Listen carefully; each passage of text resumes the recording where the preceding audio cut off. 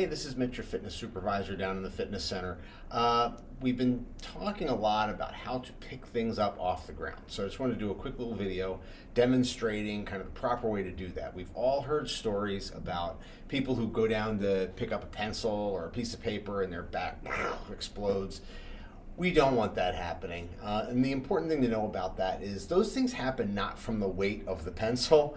They happen because of repeated poor movement through your hips and through your low back. So we're going to address that today. When we talk about this, the important thing to remember is it's all about your habits. Okay, so until you really kind of establish that habit where it just happens automatically, it's very important to take your time when you're picking stuff up or you're moving in certain ways until your body just kind of knows what it's supposed to be doing without you having to really consciously think about it all the time. So that constant attention that you pay to it it's not easy at first, but it will pay off in the long run. In a much healthier back, just a better feeling body, and just better movement. It's going to help your shoulders. Mostly, it's going to really help your back. And yeah, we don't need to spend days sitting in a chair not being able to move because you went to pick up a piece of paper off the ground. So let's get started. Okay, so I have a dumbbell here just on the ground, and we're just going to kind of use that as a prop. It could be anything, and these principles on movement apply to anything you're picking up, whether it's a kid, a laundry basket, a grocery basket, or a dumbbell. So what you're going to want to do is, first thing, you want to get it as close to your body as you can. You want to get it as close to your center of gravity as you can. Kind of get it between kind of between your legs, between your ankles is what I like to think. Now, not every object is the right size where you can literally straddle it, but you want to get as close to that as you can. Take a look at that from the side. You don't want it out in front of you. Again, as much as you can, you want to get it right between your ankles so you're straddling it. And now this is the most important part right here. Very important. We want to initiate movement from the hips, okay? So the first movement that I'm going to do here is I'm going to push my hips back. Okay, so notice when I do that I am keeping my back nice and straight. Okay, what most people do when they're doing this, particularly ones that when they have that kind of those back issues, is they just bend over and round their back. Okay, we don't want to do that. Okay, we want to make sure that by moving our hips back, we're keeping our back nice and straight. We're using all of these supportive muscles in and around our legs, in and around our core, to go down and to kind of support our movement there. So we're going to push our hips back, keep pushing back, go down and get the object, pick it up, stand on up. Okay, let me show you that from the front. Push your hips back. Notice how my arms are just loose here, okay? My arms aren't doing anything. They're just going to grab the object. I like to say my arms in this case are noodles with hooks on the end of them, okay? Nice and loose, push my hips back, keeping my back nice and straight. Use those hooks, stand on up.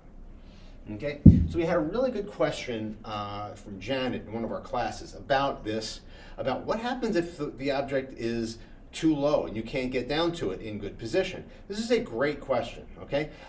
The answer to this lies in your hip mobility, as well as some other techniques. So, if you are pushing your hips back, say the dumbbell is kind of down like this instead of upright.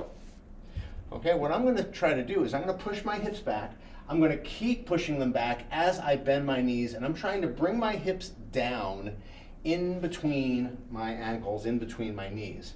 I'm going to grab the object, again, keeping my back straight, stand on up, okay? So see that from the front.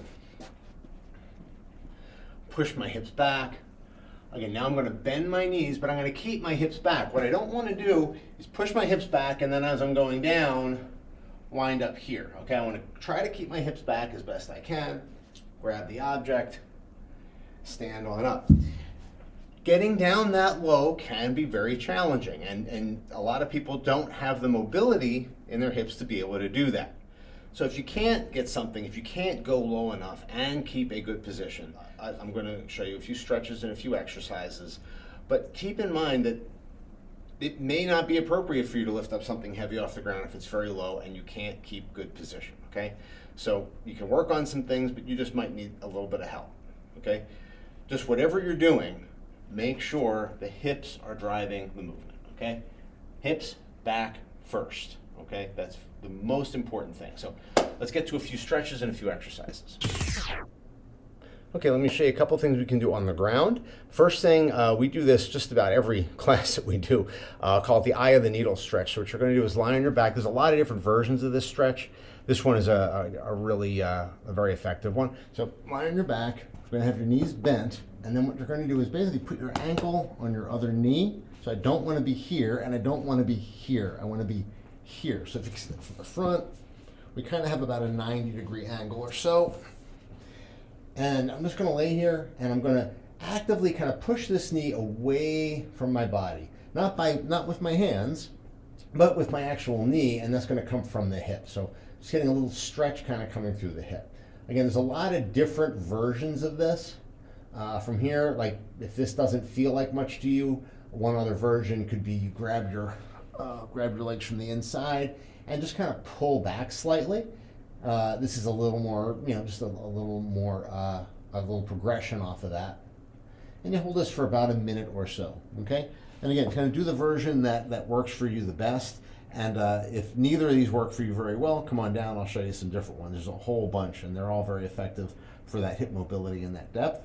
The next is, a lot of times actually going down to the ground to pick something up is actually affected by your ankles. If your ankles are very stiff, it's hard to get down there. So there's something that I like to do, which is just foot circles. So what I like to have there is one leg straight, grab the other leg behind your knee, and I'm just going to do circles on this foot.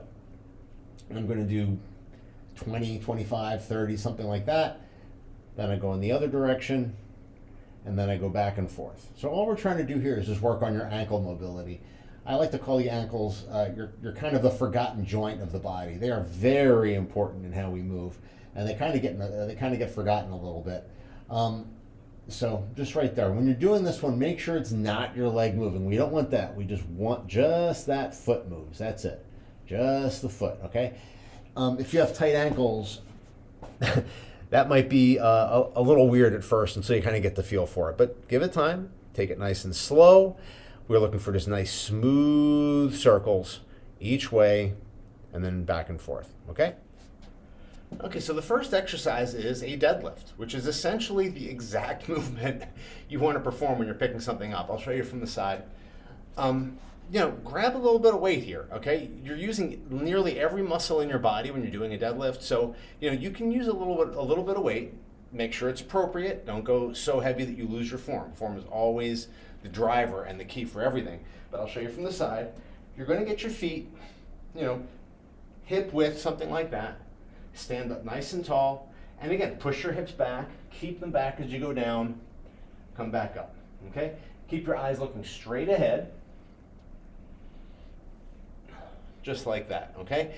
And if you're concerned about your depth, if you're concerned about picking something up deep off the ground, try to push your depth a little bit, but again, not past the point of good form, not past the point where your back starts to round. So if I'm doing a deadlift and at some point I can't really go down any further and I'm doing this, I don't want to go that far.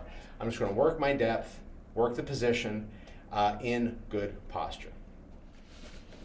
Okay, so the next exercise is a TRX squat. Any squat variation can work for this, but if you really want to concentrate on your depth, I like the TRX squat a lot because it allows you to go very deep and really stretch out your hips. So what you're going to do here, nice and tall, you want to get your feet about shoulder width or so. Start with your hands, just a very comfortable position right about here. Again, initiate the movement with your hips. Get down as far as you can go in a good position. With the arms here, it really helps you keep your back nice and straight. Come back up. And again, with this, because you're having support here, you're really able to get a nice amount of depth with this exercise. So again, I'm going to stand up nice and tall, push my hips back, and just keep pushing back until I'm all the way down. Notice in the bottom position, my arms are straight, my back is straight, my eyes are looking straight ahead, and I'm coming up. What I don't want to do is this kind of a thing. That's not what I'm trying. I want to make sure good posture all the way down. Where your feet are, the farther back you are, the easier it's going to be. The farther in you are, the harder it's going to be. So make that adjustment.